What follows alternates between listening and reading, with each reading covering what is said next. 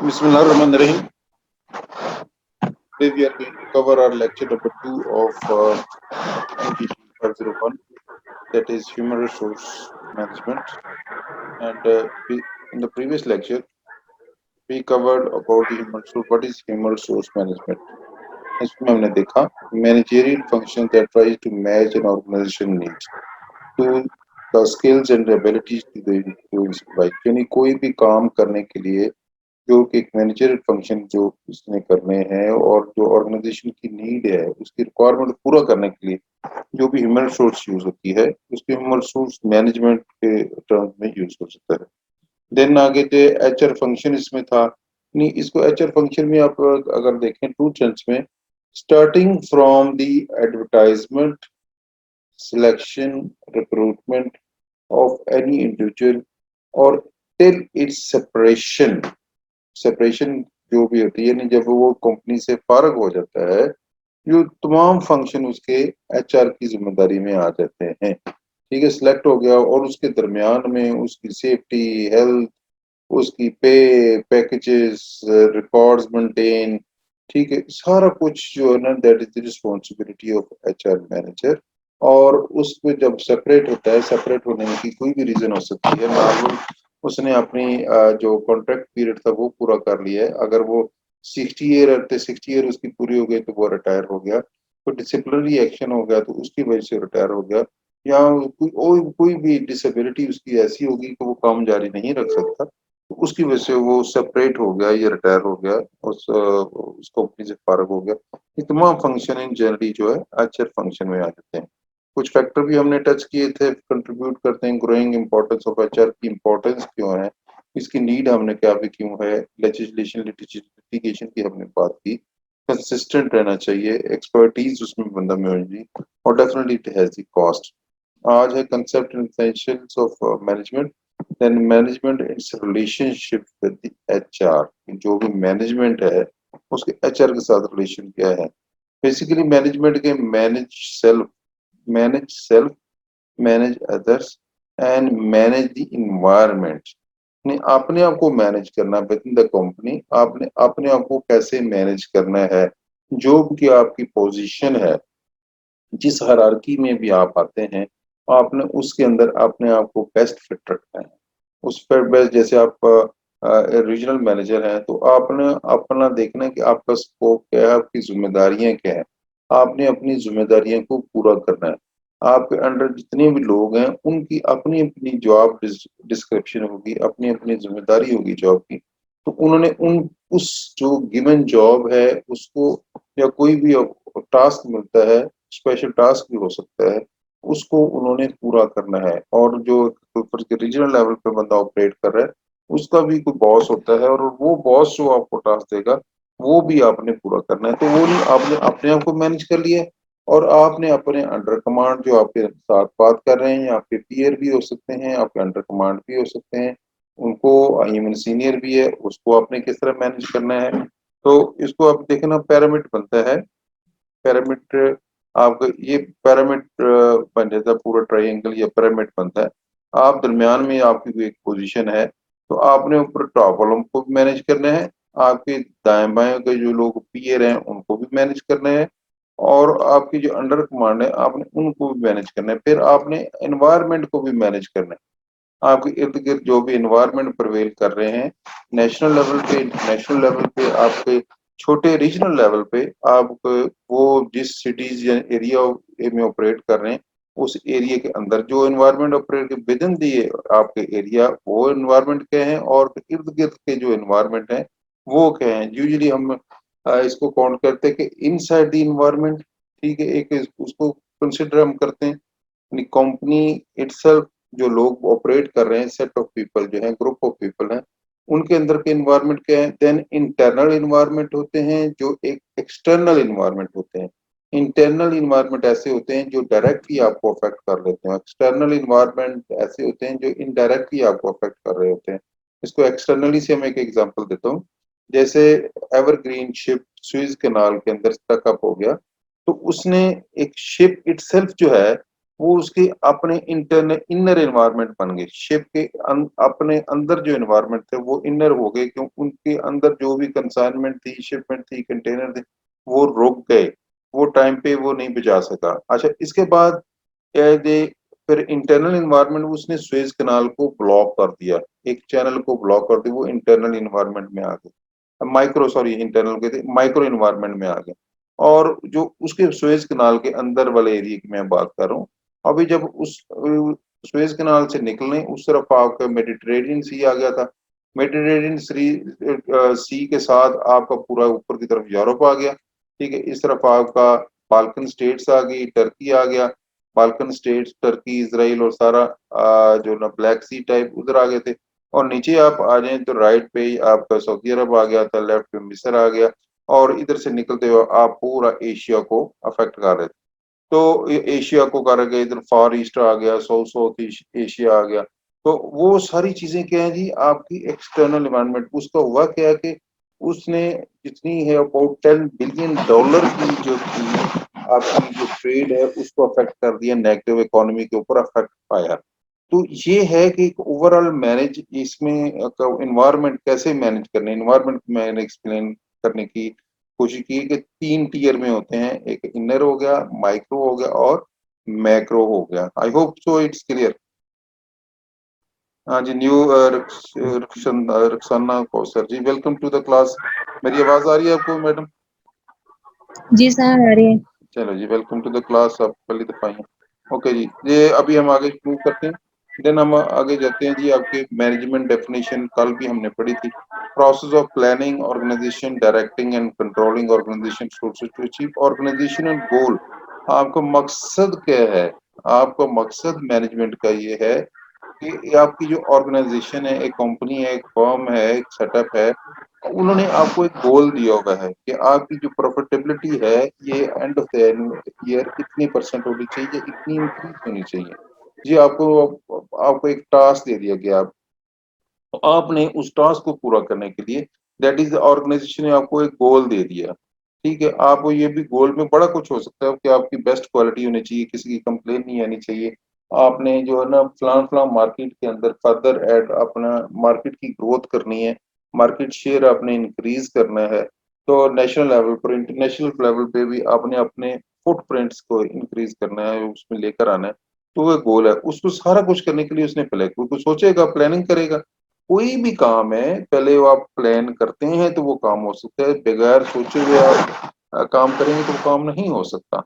ठीक है जी, ये प्लानिंग है। देन ऑर्गेनाइज कर लिया अपने आप को, उसके लिए किस तरह के लोग होंगे, क्या किस तरह की एक्सपर्टीज चाहिए, क्या चीजें चाहिए। फिर आपने ऑर्डर दे दिया, काम करना, डायरेक्टिंग करनी शुरू कर दी, वो काम करवाना शुरू कर दिए। और उसको अपने कंट्रोल मैकेनिज्म भी बना लिए, कंट्रोल मैकेनिज्म उसमें है, कोई चीज हो सकती है, अदरवाइज नहीं हो सकती। तो फर्ज किया अभी अगर कंट्रोल मैकेनिज्म मैं आपको लेक्चर दे रहा हूँ एक, अगर मैं लेक्चर के दौरान आप तमाम स्टूडेंट्स अगर बोलना शुरू कर देंगे तो nobody will be able to understand at least me. तमाम अपने गॉसिप में, गपशप में लग जाएंगे, and that will be a tantamount to wastage of time. अच्छा जी, ये फंक्शन वही आ गई। सबसे पहले प्लानिंग है, एक पूरा एक पिरामिड होगी, सर्कल बन जाता है बेसिकली ये जो प्लानिंग की, organisation, leading, control, leadership role भी इसमें आ जाता है कि लीड कैसे करते हैं चीजों को। ठीक है, प्लानिंग में आते प्लानिंग itself क्या process use by managers to identify and select appropriate goals. यानी आपने गोल सिलेक्ट किए, प्लानिंग का हिस्सा होता है। And course of action for an, उसको कैसे आपने अचीव करना है इसके अंदर मेंशन होता है। ठीक है ना। आपकी सिंपल, आप कोई भी चीज है आपने प्लान करना है, आपने फर्ज किया कोई भी डिग्री हासिल करने के लिए आपके ज़हन में कोई प्लान होगा कि मैंने ये डिग्री हासिल करनी है, क्यों करनी है, just for the sake of it. और उसके बाद आपने उसके उसका क्या फायदा उठाना है, क्या आपने कोई उससे रेलेवेंट कोई बिजनेस आप कर रहे हैं जिसमें इस डिग्री की जरूरत है जो कि आपको फायदा दे सकती है, क्या आप जस्ट टू गेन नॉलेज आपने टीचिंग करनी है उस वजह से आप करना चाहते हैं, या आप कहते हैं कि आपने फलां इस एजुकेशन का, इस डिग्री का मुझे फलाना फलां आगे कैरियर ग्रोथ में फायदा है। तो आप यानी उस पर्टिकुलर फील्ड में आपने पीएचडी करके अपने आप को ग्रो करना है नेशनल लेवल पे, इंटरनेशनल लेवल पे, या सो डिग्री जो है अगर मैं करूंगा या करूंगी तो उसको फलां कंपनी में जॉब हासिल करने के लिए आसानी हो जाएगी। कोई आईटी रिलेटेड है, यानी कि जी मैंने सैप का कोर्स करना है जी, सैप की डिग्री हासिल कर लीजिए नेशनल इंटरनेशनल लेवल पे, तो वो जो भी सैप के अंदर काम कर रही हैं कंपनियां, तो वो उसमें आ जाएंगे। टेलीकॉम सेक्टर में आप देखेंगे फलां फलां कंपनी जो है ना, उनकी अगर सो एंड सो डिग्री होगी तो वो जॉब ऑफर करती हैं, तो आप वो डिग्री कर लेते हैं। आपने एक प्लानिंग कर ली, मास्टर एक जेन में बना ली चीज के आपने क्या करना है। इस तरह की बात देखा जाए तो हर बंदे की एक जिंदगी की प्लानिंग भी होती है, जो अपने तौर पे ये नहीं कि उसने लिखा होता है, लेकिन उसके जेन में एक किस्म की प्लानिंग होती है कि उसने चीजों को कैसे करना है और कैसे आपकी चीजें आगे से आगे चलेंगी। डिफरेंट स्टेप्स हो सकते हैं, आपकी प्लानिंग का तरीकाकार अपना भी हो सकता है कि किस तरह आप करते हैं, और हर काम करने का मुख्तलिफ नंबर ऑफ ऑप्शंस होते हैं, नंबर ऑफ अल्टरनेटिव्स होते हैं कोई भी काम करने के। अच्छा, कौन सा गोल आपने सेट किया, कैसे उसको परसू करेंगे, वो आपने देख लिया। हाउ हाउ विच गोल, आपके which, how should the goal be attained, then how should resources be allocated। तो ज़ाहिर गोल आपने अटेन करना तो उसके लिए रिसोर्सेज की भी जरूरत होगी ना। कोई भी गोल अटेन करनी है, रिसोर्सेज है, ह्यूमन स्टडी भी करनी है, उसके लिए भी रिसोर्सेज की जरूरत होती है। कि आप अपने अभी बाज़ बहुत ऐसी यूनिवर्सिटीज हैं, ऐसे सेटअप हैं जिसमें उनकी फीस बहुत ज्यादा होती है, बहुत हाई फाई फीस होती है। इवन का लोकल लेवल पे देख लें कि प्राइवेट स्कूल्स हैं, डिफरेंट किस्म के प्राइवेट स्कूल्स हैं, उनकी फीस बहुत ज्यादा होती है as compare to the government schools और नॉर्मल रूटीन में जो प्राइवेट स्कूल्स हैं, तो उनके आपस में जो फीस का बहुत फर्क होता है। वो आपने ये देखना है कि अगर आप वो अफोर्ड भी कर सकते हैं और उनके एनवायरनमेंट को आप मैच भी कर सकते हैं, उनके एक्सपेंडिचर्स को आप मैच भी कर सकते हैं कि नहीं कर सकते, आपने वो भी देखनी चाहिए।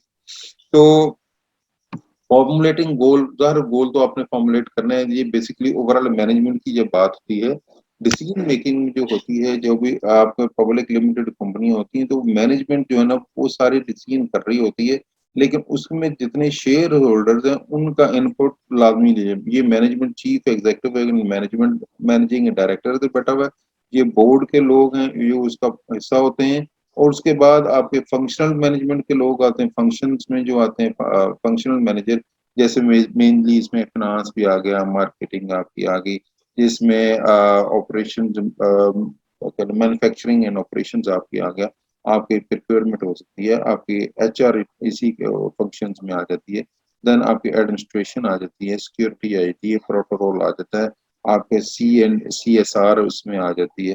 तो ये डिपेंड करता है टाइप ऑफ ऑर्गेनाइजेशन क्या है और वो उसकी प्रोडक्ट क्या बना रही है और उसमें हायरार्की की जरूरत कितनी है। जो जिस तरह की हायरार्की की जरूरत है, जिस लेवल की हायरार्की की जरूरत है, उस तरह की हायरार्की उस मैनेजमेंट का हिस्सा होती है। तो मेन डिसीजन करते हैं आप बोर्ड ऑफ डायरेक्टर में, BOD कहते हैं, बोर्ड ऑफ डायरेक्टर्स की जो मीटिंग होती है क्वार्टरली, तो उसमें आप करते हैं। लेकिन जो आप जितने शेयर होल्डर्स हैं, वो शेयर होल्डर्स को अभी कोई भी नया काम करता है तो वो उसमें एनुअल जनरल मीटिंग होती है, AGM, ठीक है। और कोई एक्स्ट्रा ऑर्डिनरी काम करना होता है तो उसके लिए एक्स्ट्रा ऑर्डिनरी जनरल मीटिंग की जाती है, ठीक, एक्स्ट्रा ऑर्डिनरी जनरल मीटिंग। तो वो आपका जो डिसीजन में, इसमें तमाम शेयर होल्डर जिनके अपने शेयर होते हैं, उस कंपनी के अंदर शेयर खरीदे होते हैं, तो वो फिर उनसे सारा मशवरा किया जाता है, उनसे डिसीजन मेकिंग की जाती है। नंबर ऑफ डायरेक्टर जब सिलेक्ट होने होते हैं तो AGM के थ्रू वो होते हैं।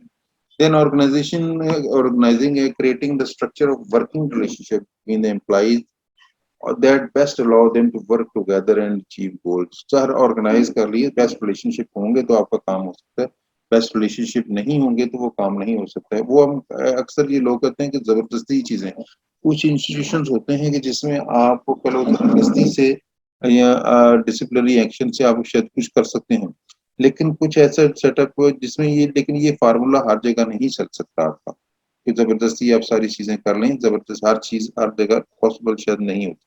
तो वो आपने डिपेंड करते हैं, आपने ऑर्गेनाइजेशनल लीडरशिप अपनी कैपेबिलिटीज को यूज करते हुए कैसे आप करेंगे। आपने डिपार्टमेंट्स को according to the task perform, line of authority and responsibility देखनी है। अभी देखना है तो outcome the organising is organisation structure, आपको एक स्ट्रक्चर बन जाता है। जो भी ऑर्गेनाइजिंग का मेन चीज है, जैसे मैं बताया था, हर जगह मैं बता रहा हूँ, ऊपर मैनेजिंग डायरेक्टर आ गया, बोर्ड आ गए, बोर्ड के बाद आपका फंक्शन आ गया, देन आपका टेक्निकल लेवल पे मैनेजमेंट आ गई, देन आपकी ऑपरेशनल लेवल पे आ गई। तो ये आप होता ही है कि ऊपर एक बंदा बैठा है और नीचे आपका पैरामिड है, नीचे से नीचे बड़ा होता जाता है सेटअप, उसका बेस बड़ा होता जाता है। ठीक है, कोई आप पुलिस की हम अगर एग्जांपल लें, नीचे लोएस्ट लेवल पे आप कांस्टेबल लेवल या सिपाही लेवल पे लोग वो होंगे, और उसके बाद हेड कांस्टेबल आ गया, उनके डिफरेंट एएसआई आ गया, सब इंस्पेक्टर आ गया, सीनियर इंस्पेक्टर आ गया, फिर एएसपी आ गया, एसपी आ गया, तो एनआईजी तक चीजें चलेगी। तो वो एक हायरार्की बन जाती है, रिक्वायरमेंट के लिहाज से एक सेट बन जाता है, टीम सब टीम्स बनती हैं, तो वो काम आगे चल पड़ता है। that deals with the what jobs are to be done by whom and where, यानी कौन सा काम किसने करना है। ठीक है भाई, ये बड़ा इंपॉर्टेंट होता है। कहते हैं ये बहुत ही इंपॉर्टेंट होता है कि अगर जो बंदा जिस चीज में एक्सपर्ट है उसको वही काम देंगे तो वो बेस्ट काम होगा, लेकिन जो बंदा जिस चीज में एक्सपर्ट नहीं उसको अपोजिट कोई काम देंगे तो वो काम अच्छा होने की बजाय काम उल्टा खराब होगा। इसमें there are number of examples in the after the Second World War, मैं just I will give you an example. इसमें कोई American open secret is open secret, एक बंदा था उनका, रशिया में उन्होंने लॉन्च किया एजेंट, उसको ग्रो करते करते उनको बड़े इस लेवल पे वो था, एचआर लेवल पे, कि वो उस जो है ना उधर था, लेकिन उधर से रिटायर होकर वापस चला गया था। देन समबडी आस्क्ड, यार आपका हमें पता है तुम आप एजेंट थे सारा कुछ, लेकिन आपने किया क्या? कह रहे मैंने कुछ अपनली कुछ नहीं किया, लेकिन मैंने ये किया है कि जो राइट बंदा था रॉन्ग जॉब के लिए लगाता गया। फर्ज किया एक बंदा किसी टेक्निकल इंजीनियर है, उसको मैंने कहा जी तुम ये लेबर को डील करो, तो लेबर वाले बंदे को मैं इंजीनियर्स का हेड लगा दिया। एग्जाम्पल के तौर पे आपको मैं बता रहा हूँ। तो वो जो बंदा जिस चीज के लिए एक्सपर्ट था, अगर उसी के लिए होगा तो उसका अच्छे रिजल्ट्स आएंगे, अगर उसके लिए नहीं होगा तो रिजल्ट आपके अच्छे नहीं आ सकते। अच्छा जी। Then is leading lead determine direction stating a clear vision for employees to follow. ठीक है, बेसिकली लीडरशिप से लीडरशिप रोल इसमें आ जाता है, किसी को बताना क्या काम करना है, कैसे करना है, विजनरी अप्रोच होगी तो वो चीजें से इसमें आगे power, influence, vision, persuasion and communication skills. आपको बताना भी आना चाहिए ना किसी अपने अंडर कमांड को भी आपने क्या काम करना है, इसमें ये चीज भी आएगी। कंट्रोलिंग में आगे करना है, how well the organization achieving its goal और टेकिंग करेक्टिव एक्शन।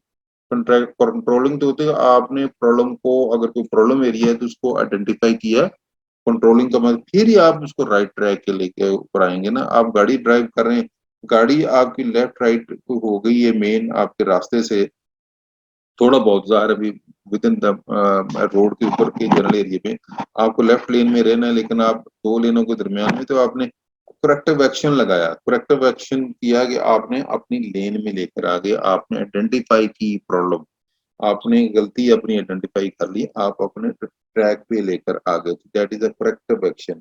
आपने ओवरऑल एक प्लान बनाया हुआ था कि ये प्रोजेक्ट जो है इस टाइम फ्रेम में होना चाहिए, और फर्ज किया एक महीने के बाद उसके सर्टन अमाउंट इतने ह्यूमन रिसोर्स मैन आवर लगने होने चाहिए, इतने बाकी रिसोर्सेज लगे होने चाहिए, और इतने टाइम पे कंप्लीट हो जाना चाहिए। लेकिन महीने बाद आपने जो प्लानिंग की तो उसको देखते हैं, और उसके बाद ऑन ग्राउंड देखते हैं, आप देखते हैं कि नहीं काम तो, खर्चा तो शायद उतना ही हो गया लेकिन काम पीछे है, काम उतना नहीं हो सका। ठीक है, इसका मतलब you have to take corrective action. आपको प्रॉब्लम आइडेंटिफाई कर ली, आप करेक्टिव एक्शन करते हैं। आप बीमार हैं, डॉक्टर के पास जाते हैं, डायरेक्टर अपने जो डॉक्टर है अपने तमाम टेस्ट करता है, उसमें फाइंड आउट करता है कि आपकी जो रीडिंग है लेबोरेटरी टेस्ट में उसमें वेरिएशंस हैं, उन वेरिएशंस को एक्चुअल रीडिंग के बराबर लाने के लिए he has to take corrective actions in the form of medicines या injections, medicines may be operation जिधर जरूरत है तो ऑपरेशंस।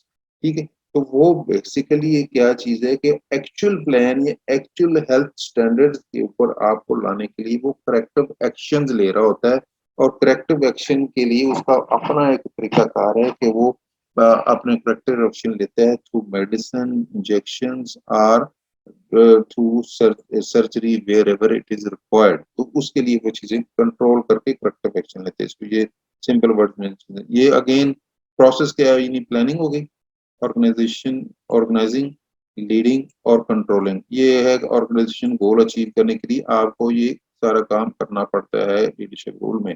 फिर उधार उसके अंदर फिजिकल रिसोर्सेज यूज होते हैं, फाइनेंशियल रिसोर्सेज आपके यूज होते हैं, इंफॉर्मेशन रिसोर्सेज यूज होते हैं, और ह्यूमन रिसोर्स जो है ही है, जो सारा अल्टीमेट काम करने के लिए तो ह्यूमन रिसोर्स यूज हो ही रहे होते हैं। कोई भी चीज है, आप देख लें किसी जगह पे भी आप किसी भी लेवल की टेक्नोलॉजी आप यूज कर रहे हैं या करना चाह रहे हैं, अल्टीमेटली उसमें क्या है कि आपका जो कंट्रोलिंग मैकेनिज्म है behind the scene everywhere may be robot और computer system, SAP system, whatsoever is the system, उसके पीछे एक ह्यूमन सोर्स जरूर होता है। ह्यूमन सोर्स के बगैर वो चीज शायद पॉसिबल नहीं होती। अच्छा जी, coming to the next slide. Then एक ये बड़ी एक इंटरेस्टिंग चीज है, कहते हैं डूइंग थिंग्स राइट, एफिशिएंसी क्या है और इफेक्टिवनेस क्या है। Doing a measure of how well resources are used to achieve a goal. Doing things right, आप चीज ही ठीक करते हैं, आप काम ही ठीक करते हैं। इसका मतलब ये है कि ये बड़ी इंटरेस्टिंग है, मजेदार दोनों स्टेटमेंट है। आप काम ठीक करते हैं और ये है कि आप doing the right things right, फिर आपने जो गलती की आपने चीजों को ठीक करते हैं। राइट चीज को, यानी जो आप राइट चीज है, जो स्टैंडर्ड सेट किया उस स्टैंडर्ड पे लाने के लिए चीजों आपको करेक्टिव एक्शन लगा के उसको करना पड़ता है। इफेक्टिवनेस, ठीक है, measure of appropriateness of the goal chosen are the right goal and the degree to which they are achieved। नहीं, आपने चीज को राइट करना है, इसका बेहतर इसकी बात ये कि शुरू से ही आप ठीक काम करें। इसके बाद ये नहीं कि doing the right things right, फिर राइट थिंग आपने करनी है, उनको ठीक करना है, राइट करना है, बाद में आपको राइट ना करना पड़े, आप शुरू से ही राइट करें काम को बेसिकली। और ये प्रोडक्टिविटी क्या है, दोनों एफिशिएंसी और इफेक्टिवनेस दोनों जब मिलते हैं तो आपकी प्रोडक्टिविटी है फिर वो फिर अचीव हो जाती है। Managing is the like holding a dog in your hand, if you squeeze too tight you will kill it, open your hand too much you let it go। ठीक है, समझ आई इस चीज की। वैसे कि आपने एक फर्ज के कोई ये फाख्ता या कोई भी एक परिंदा हाथ में पकड़ लिया, आपने उसको हाथ में जोर से दबा लिया तो वो परिंदा मर जाएगा, आपने उसको ढीला कर दिया तो बंदा उसको उड़ जाएगा। लेकिन आपने क्या करना है, आप ये नहीं कि इतनी सख्ती करें कि लोग भाग जाएं, इसको मैंने आप ऑर्गेनाइजेशन की बात कर रहे हैं, इतनी सख्ती ना करें कि लोग भाग जाएं तंग होके। वो इसको मरने का एंगल से ये चीज है कि या वो बिल्कुल अपने आप को इधर छोड़ देंगे या कर देंगे, ये काम खराब करना शुरू कर देंगे, या दूसरा ये तरीका है कि वो उनको ढीले ना छोड़ दें कि वो अपना मन मानी शुरू करें। मैनेजर क्या है, आपने कल भी इसको पढ़ा था, who perform the function of the management individual in organisation, who direct the activities of others, जिससे दूसरों की एक्टिविटी को वो डायरेक्ट करता है, कंट्रोल करता है, जो कि पार्टिसिपेट करता है in management process by planning, controlling, leading and controlling. इसको पोलका का एक एब्रिविएशन भी यूज करते हैं, P for planning, O for organisation, L for leading और सी फॉर कंट्रोलिंग। और एंड वाला ए जो है दैट इज विद अश्योरेंस। इसको पोलका की यूजुअली याद करने के लिए हम छोटे बच्चे देखते थे कि जी polka, P O L C, और ए जो है ए फॉर अश्योरेंस। ठीक है, ये नहीं, आप ये जो काम करते हैं, आप मैनेजर जी ये काम करते हैं। ठीक है जी, एक अच्छा manager people responsible supervising use of organize resources meets goal, वो जो काम करते हैं। की थ्री बॉल्स रोलिंग, ये बड़ा इंपॉर्टेंट है। थ्री बॉल रोलिंग इसमें जो बनता है कि क्वालिटी को इंश्योर करते हैं, कॉस्ट जिसकी अपनी प्लानिंग उसके अंदर है, और कस्टमर सेटिस्फेक्शन, ये सबसे इम्पोर्टेंट। जो कस्टमर होता है, customer is a king, customer is a king, और किंग जो है ना बादशाह सलामत है बादशाह। अल्टीमेटली कोई भी चीज है वो आप कस्टमर के ऊपर बेस करती हुई, जो सारा कुछ आपने कर लिया, अगर customer satisfied you are successful, अगर कस्टमर सेटिस्फाइड नहीं है तो you can not be successful. Customer को सेटिस्फाई करने के लिए उसको आपकी क्वालिटी, बेस्ट क्वालिटी उसको देंगे, और कास्ट भी रीजनेबल होनी चाहिए, जो उसको पसंद हो, जो को अफोर्ड भी कर सकता है। डेफिनेटली जो प्रोडक्शन कास्ट है वो आपने जेन में रखना है, अपना प्रॉफिट रखना है, आपने तमाम खर्चे जेन में रखने हैं, उसके बाद ही आप सारा कुछ आप कर सकते हैं। स्किल मैनेजरियल स्किल है, कंसेप्चुअल स्किल है, ह्यूमन स्किल्स है, टेक्निकल स्किल्स है। बेसिकली 3 किस्म की स्किल है, हर लेवल पे ये स्किल डिफरेंट उसका रिक्वायरमेंट होती है। ठीक है, कंसेप्ट यानी सोचता है, ability analyse and diagnose situation and distribution between cause and effect diagram. ये बड़ा एक मजेदार चीज होती है। कहते जी बारिश हुई और अंडरपास में पानी चला गया, बारिश इज अ कॉज, इफेक्ट पानी अंडरपास में चला गया, दैट इज अ इफेक्ट। एक बंदा धूप में खड़ा रहा, दैट इज अ कॉज, उसको बुखार हो गया, दैट इज उसका इफेक्ट। एक बंदे ने दूसरे के सर पे डंडा मारा, उसका सर फट गया। डंडा मारना उसके सर पे वो कॉज थी, इफेक्ट क्या है, सर उसका फट गया, वो इफेक्ट है। एशिकीवा डायग्राम भी कहते हैं उसको, कॉज एंड इफेक्ट डायग्राम भी कहते हैं, और डिफरेंट इसके नाम है। तो बेसिकली ये चीजें, कोई भी एक चीज का होना, आपने ये सारी सोचना है, कंसेप्चुअली चीज सोचनी कि आप ये काम करें, उसका क्या मसले मसाइल क्या है और फायदा नुकसान क्या है, सारी चीजों को आपने ध्यान में रखते हुए आगे चलना है। ह्यूमन स्किल क्या है, ability to understand and alter, lead and control the behaviour of other individual. Human skill में कि आप लोगों के बिहेवियर पे चलते हैं, कि लोगों का बिहेवियर क्या है, उस लिहाज से आपको जेन में स्टडी करते हैं। फिर मार्केटिंग में इन पर्टिकुलरली आप देखते हैं कि लोगों का बिहेवियर क्या है। आप कहते हैं कि इसका गर्मियों वाला जो चीज है, गर्मियों वाले कपड़े जो हैं, अगर सर्दियों वाले इलाके में बेचेंगे तो आपका नहीं बिक सकता। तो लेकिन वो कहते हैं आपका एरिया मैटर्स। ठीक है, और कई कल्चरल चीजें भी होती हैं कि जो रिलीजियस पॉइंट ऑफ व्यू से, कल्चरल पॉइंट ऑफ व्यू से, आप कहते हैं कि स्कर्ट है, आप कहते हैं स्कर्ट आप बेचना चाहते हैं, स्कर्ट का बिजनेस करना चाहते हैं, तो आप अगर पाकिस्तान में करेंगे और किसी रिलीजियस सेटअप में करेंगे, response will be zero rather negative. और अगर ये यूरोप में होगा तो आपका वो काम चलेगा बिल्कुल, उनको उनको वो चीज कल्चरली वो चीज सूट करती है। ठीक है, बात को एक एक्ट एक जगह उसका मतलब और हो जाता है, दूसरी जगह उसका मतलब वो और हो जाता है। स्कार्फ की एग्जांपल है कि जैसे स्कार्फ यूरोप में अक्सर वो लोग डिस्करेज करते हैं कि स्कार्फ खवातीन नहीं पहन सकती, कोरोना से पहले की बात करते हैं। लेकिन अभी, लेकिन सेम चीज अगर पाकिस्तान में या किसी इस्लामिक कंट्री में, तो उस चीज को डिस्करेज किया जाएगा और अच्छा समझा जाएगा। तो वो चीज, हर चीज कल्चरल जो होते हैं ना, डेमोग्राफिक, साइकोग्राफिक और सोशल जो लेवल पे जो चीजें होती हैं, हर जगह वो चीज डिफरेंट तरीके से और बिहेवियरल तरीके से, बिहेवियरल तरीकों को भी वो चीजें डिफरेंट तरीके से उसका रिएक्शन होता है। देन टेक्निकल आगे, नॉलेज टेक्निक रिक्वायर्ड, कुछ टेक्निकल लोग होते हैं उसके परफॉर्म ऑर्गेनाइजेशन रोल, आगे इसको फर्दर हम एक्सप्लेन करेंगे। डिफरेंट लेवल ऑफ मैनेजमेंट भी उसमें होगा, जो टॉप मैनेजमेंट है, मिडिल मैनेजमेंट है, फर्स्ट लाइन मैनेजमेंट है। ये बेसिकली ये तमाम आए थे मैनेजमेंट में, डिसीजन मेकर जो लोग होते हैं वो है। ये टॉप, ये main seen board of director की मैंने एग्जांपल दे दी। इसको फंक्शनल मैनेजर के दरमियान मिडिल लेवल पे चले जाएं, ये है जो ऑन ग्राउंड प्लांट पे या फैक्ट्री में मेन काम जो कर रहे हैं मैनेजमेंट के लोग, सीनियर अफसर लोग जो है, बहुत सारी चीजें हैं। अभी ये बड़े एक चीज आती है।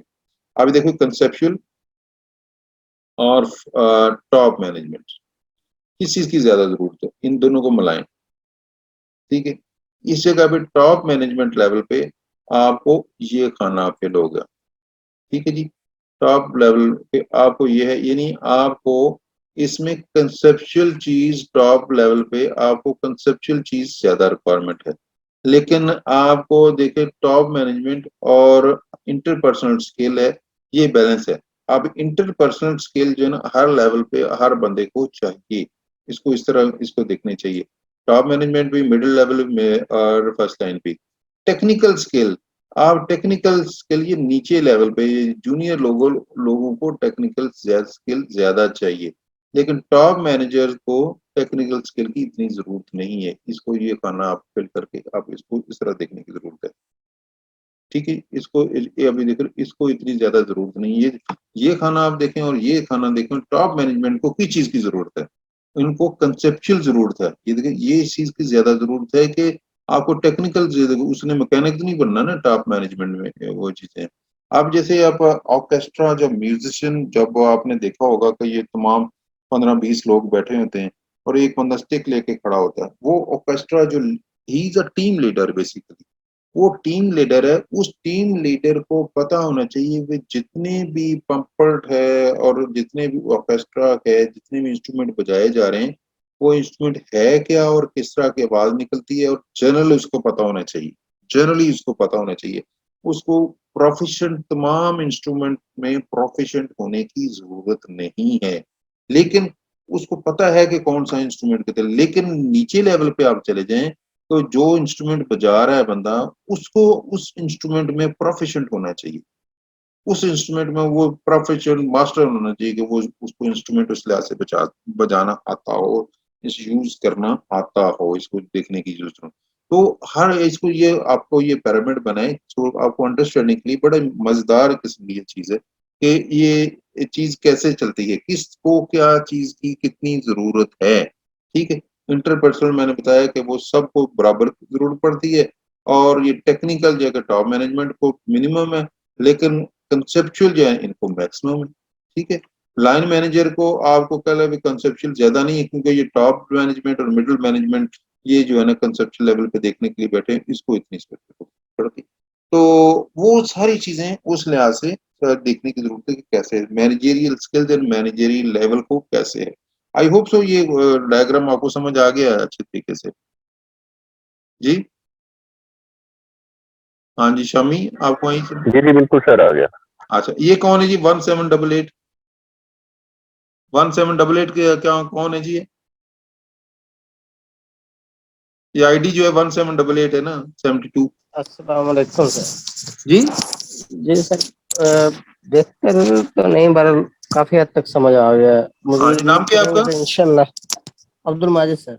हाँ, अब्दुल मालिक, वो ठीक है, समझ आ गया। आप इसको देखो, कंसंट्रेट करें इसको। 5 मिनट 2 मिनट अगर आप सामने रख के देखेंगे ना तो आपको रिलेट करें, ये चीज को इधर रिलेट कर ली, इसको रिलेट करिए, आपको समझ आ गया अच्छा इसका मतलब ये बनता है।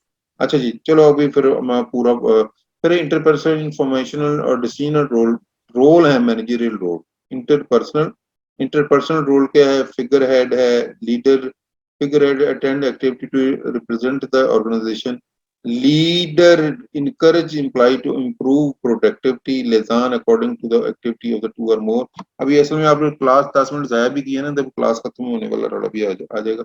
इस वजह से इंफॉर्मेशन रोल में monitor activity, seeks information that may of value, disseminate transfer information, spokesperson transfer information. Inform करना यानी वो जो चीज जिसको रिक्वायर्ड है उसको बताना। इसको सिंपल वर्ड्स में आप देखें। अभी बात करते हैं नीड टू नो बेसिस पे इंफॉर्मेशन भी होती है, जिसको जो इंफॉर्मेशन चाहिए उसको वो इंफॉर्मेशन प्रोवाइड कर दी जाए। अगर आप टॉप मैनेजमेंट में बैठे हैं, आपने नीचे लाइन मैनेजर को, आपको जरूरत नहीं है कि आप तमाम इंफॉर्मेशन लाइन मैनेजर को भी बताएं।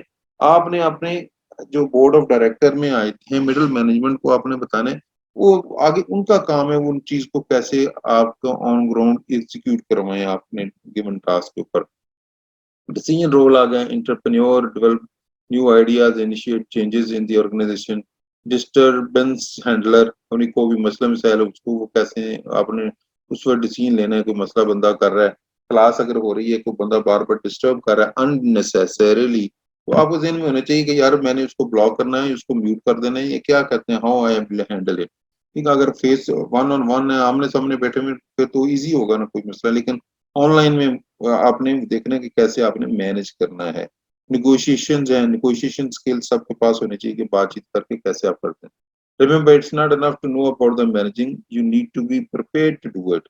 कोई भी चीज है आपको तैयार होना पड़ता है, सारी चीजें, कोई भी अनडू सिचुएशन किसी वक्त भी हो सकती है।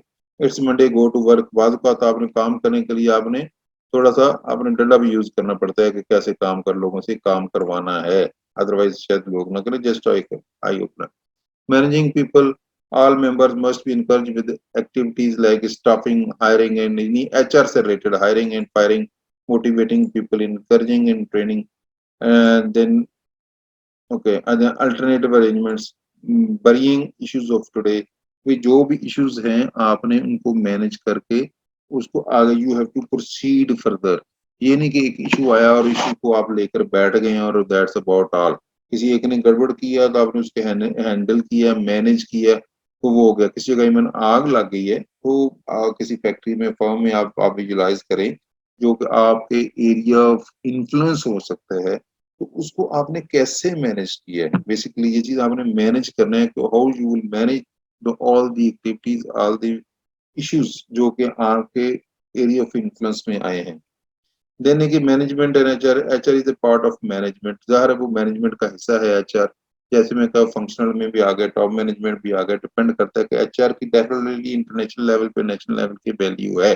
क्योंकि अगर इन्होंने गलत बंदे को सिलेक्ट कर लिया तो थ्रू आउट वो ऑर्गेनाइजेशन उस बंदे की वजह से सफर करेगी। वो अगर गलत उसकी की गलती से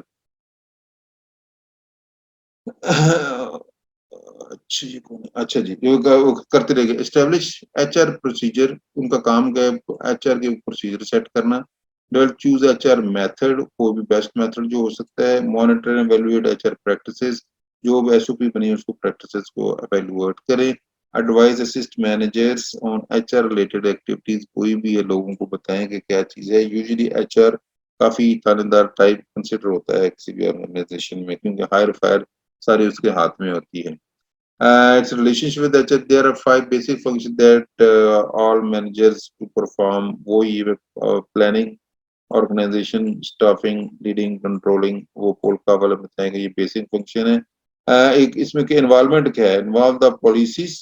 वे एचआर वालों ने कोई भी एक काम है, एक स्टैंडिंग ऑपरेटिंग प्रोसीजर बन जाते हैं। उसमें बार बार मैनेजमेंट से पूछने की जरूरत नहीं होती है, पॉलिसी बन जाती है। हाँ जी कोई भी काम करना है ये तरीकाकार होगा, वो ऑटोमेटिकली वो प्रोसीजर पॉलिसी प्रैक्टिसेस जो ना वो पहले अप्रूव्ड होती हैं, किसी को पूछने की जरूरत नहीं होती। वो सर पेरिफेरी में जो भी काम करना है, ठीक है, कोई प्रोडक्ट बननी है उसमें जो भी होगी कहानी, इसमें सोच और फलानी फलानी चीज की ये रेशियो होगी, तो और इस क्वालिटी की चीज डलेगी और इस तरह की डलेगी, जो भी है वो प्रोसीजर है ऑटोमेटिक। उतना लोगों ने वो काम करना है, किसी को पूछने की जरूरत नहीं है कि ये चीज कैसे होगी किस तरह होगी। अभी कहते हैं कि कंपनी के इंटरनल रिलेशन है, then outside the company relationship के लिए कौन इंटरेक्ट करेगा। गवर्नमेंट के अदारों के साथ अगर रब्ता अगर करना है तो वो कौन बंदा ऑथराइज है कंपनी की तरफ से कि वो बात कर सकता है। तो अगर किसी मीडिया वाले आ गए हैं उनसे बातचीत करनी है तो कौन बंदा ऑथराइज है, जो कि ऑथराइज पर्सन मीडिया से बात करेगा। हर कोई बंदा मीडिया से बात नहीं करेगा, क्योंकि ये हर बंदे का वे ऑफ एक्सप्रेसिंग डिफरेंट हो सकता है, बात करने का तरीका डिफरेंट हो सकता है। कोई बंदे बड़े पोलाइट तरीके से बात करके लोगों को मेक देम अंडरस्टैंड कि हाँ ये क्या चीज है, कोई गुस्से से करने की कोशिश करेंगे तो वो आगे से रिएक्शन फिर डिफरेंट होता है। उस रिएक्शन को भी जेन में रखते हुए कोई भी बातचीत की होती है, वो रिएक्शन को जेन में रखते हुए की जाती है। इंटरनेशनल लेवल पे आप देखें तो आपको क्या जी फॉरेन मिनिस्टर है या फॉरेन मिनिस्ट्री है हमारी, तो वो डिप्लोमेटिक तरीके इस तरह बात करते हैं। हम कोई भी बात करते हैं, लोग ये नहीं कहते हैं कि हम जो है फलां मुल्क ने किया, हम फलां मुल्क ने बहुत ही गंद मारा है, ये ऐसे गलत काम किया है। नहीं, वो कहते हैं बड़े तरीके से we have concern about that issue, ठीक है ना। वो सिंपल बात करें वी हैव कंसर्न, इसके दो तीन महीने निकले, कंसर्न है, पॉजिटिव कंसर्न भी हो सकता है, नेगेटिव कंसर्न भी हो सकता है। तो डिप्लोमेसी एक बहुत बड़ा आर्ट है। आप डिप्लोमेटिक तरीके से जो बात करना है बहुत बड़ा आर्ट होता है कि उसको ज़हन में रखते हुए कोई बात की जाए। उसमें होता है कि आपने अपने रिलेशनशिप विद दैट कंट्री को ज़हन में भी रखना होता है। आपने चीज कन्वे भी कर दी और अपने रिलेशनशिप के ऊपर भी अफेक्ट नहीं आने दिया। ये सेम डिप्लोमेसी बात बात इसमें नेगेटिविटी वाली बात नहीं है। आप आपस में दोस्तों में रिश्तेदारों में आप भी यूज करेंगे तो आपको कोई डिसलाइक नहीं करेगा। आप उसको मतलब वो कहते हैं इस लिहाज से उसकी मीनिंग हो कि आप उसको कवर अप कर सकें। इंटरनेशनल लेवल के उसकी मीनिंग दो तीन मीनिंग बन जाती है, नहीं जी हम तो आपके साथ, हमने तो कंसर्न है जी, हमें ये बड़ा अफसोस हुआ था कि ये मसला हुआ है, लेकिन आपका तो कसूर नहीं है, तो किया तो किसने था, वो कोई भी कहानी चल सकती है आपके ऊपर। आपके जो doors are always open for further negotiation, further improvement of the relations में वो आ जाती है। तो ये डेफिनेटली ये help HR can help management, किसमें हेल्प कर सकते हैं। डेफिनेटली अल्टीमेटली उनका काम है प्रोडक्टिविटी, और प्रोडक्टिव में इंक्रीज परफॉर्मेंस। इंक्रीज परफॉर्मेंस है कि आपको क्वालिटी बेस्ट क्वालिटी की चीज मिले, आपको कॉस्ट रीजनेबल मिले, और जो कस्टमर जो है ना वो सेटिस्फाई हो। कस्टमर इज अ किंग, मैंने एग्जांपल दी थी। तो ये तीन चीजें आपने कॉस्ट है, क्वालिटी है, और कस्टमर सेटिस्फेक्शन आपको होना चाहिए। और जाहिर अभी आपने प्रोडक्टिविटी आपकी ज्यादा होगी तो प्रॉफिट भी उस लिहाज से ज्यादा होगा। आपने कॉस्ट को कंट्रोल किया हुआ है, वो कहते हैं कॉस्ट कंट्रोल, इसका मतलब है कि कास्ट ऑफ प्रोडक्शन को आपने कंट्रोल करना है। उसमें ये नहीं कि आपको लेविश तरीके से चीजें चलेंगी तो खर्चे, फर्ज किया आपने ऑथराइज किया कि लोग गेस्ट आए या लोग आए तो खाना पीना, चाहे मैं टी ब्रेक वगैरह आप जितनी मर्जी इस्तेमाल करें तो वो हो सकता है मिलियन में आपका वही खर्चा चला गया, लेकिन आपने उसको कंट्रोल किया नहीं, जो आएगा तो चाय बिस्कुट से अलावा कोई चीज नहीं देनी, आपने वो बाकी खर्चा बचा लिए। चाय बिस्कुट सिर्फ ऑफर होगी, वो भी हो सकता है ग्रीन टी ऑफर हो, और दैट्स अबाउट ऑल। ठीक है जी। तो जैसे प्रेजेंट गवर्नमेंट में भी अप्रैली जो आप लोग देख रहे हैं सोशल मीडिया में कि जो वो इस चीज को कॉस्ट कटिंग करने की कोशिश करते हैं, अप्रैली जो नजर आता है, बाकी कोई पॉलिटिकल स्टेटमेंट नहीं है, जस्ट अ पॉइंट। तो एक एग्जांपल के तौर पे देन ऑपरेशन है कोहेसिव लिंकिंग, कोई भी ऑपरेशन आपस में लिंकेज जो होना चाहिए, relationship between different levels of management, जैसे टॉप मैनेजमेंट है, मिडिल लेवल मैनेजमेंट है, लाइन मैनेजमेंट है, मैनेजर है, कॉन्फ्लिक्ट हेल्प हैंडलिंग कॉन्फ्लिक्ट। और भी कोई भी चीज है, एचआर जो है ना कॉन्फ्लिक्ट जो है ना वो आपको हैंडल करने में आसानी पैदा करी जाए, और वो बेस्ट यही होता है कि आपकी विन विन सिचुएशन पे आए। विन विन सिचुएशन का होता है कि आपकी दोनों पार्टियां खुश हों, फिर कंफर्टेबल जोन में चले जाए, लेकिन ये पॉसिबल होता बहुत कम है कि विन विन पे आए, क्योंकि कसूर जिसका ज्यादा होगा उसको ज्यादा अकेला भी पिंच मिलना चाहिए, उसको ज्यादा पनिशमेंट एंगल चाहिए, उसको होना चाहिए। जिसका जार किसी के साथ ज्यादा है तो उसको उस लिहाज से कंपनसेशन होनी चाहिए, उसका ख्याल होना चाहिए। स्ट्रेस है वो हालात ऐसे होने कि स्ट्रेस ना हो, कंफर्टेबल जोन में लोग काम करें। आपका बातचीत करने का तरीका होगा कि इतना अच्छा हो कि लोग खुद आपसे बात, मसला हो तो आपसे बात करके उसको हल निकालें। ये नहीं कि टेंशन में आ जाएंगे, यार फलां बंद मिस्टर एबीसी से अगर बात करेंगे, बॉस से करेंगे, बॉस हम उल्टा नाराज हो जाएगा, ऐसा नहीं होना चाहिए। देन आगे आगे जी इफेक्टिव एचआरएम और इफेक्टिव ऑर्गेनाइजेशन, ये बहुत इंपॉर्टेंट है। अगर आपकी एचआरएम जो है इफेक्टिव है, एचआर और ऑर्गेनाइजेशन भी अल्टीमेटली इफेक्टिव हो जाएगी। किस तरह एचआर इफेक्टिव हो सकती है? नंबर वन, आपने करेक्ट लोग सिलेक्ट किए हैं, करेक्ट रिक्रूटमेंट की है। नंबर दो, आपने उनको रिक्वायर्ड लेवल की ट्रेनिंग दी है। नंबर तीन, आपने ऑर्गेनाइजेशन डेवलपमेंट, इसमें बेसिकली उन लोगों उसको सही डेवलप किया है, ग्रूम किया है, उसके तजर्बे के लिहाज से उसको वही किया है। नंबर चार, आपकी जिस बंदा जिस स्किल का हामी है आपने वही काम उससे लिया है। देन आप कह लें कि जो बंदे की एफिशिएंसी है, देन उसको जो पर्क्स एंड प्रिविलेजेस जो उसको ऑथराइज बनते हैं वो आपने दिलवाए हैं। आपकी सेफ्टी सिक्योरिटी आपने उसकी इंश्योर की है। मेडिकल जो उसकी पॉलिसीज जो उसको ऑथराइज उसको इम्प्लीमेंट किया है। उसको जिस टाइम फ्रेम में उसकी प्रमोशन ड्यू थी उसको वो प्रमोशन मिली है। और उसको जो है ना, अगर जो उसमें जो कहते एनुअल अप्रेजल होती है, अब एनुअल अप्रेजल या एसीआर भी लोग इसको बोलते हैं, एनुअल कॉन्फिडेंशियल रिपोर्ट। या आपने उस जिस बंदे ने जिस एफिशिएंसी से काम किया है आपने उसको एक्नॉलेज किया और आपने वही ग्रेडिंग दी है।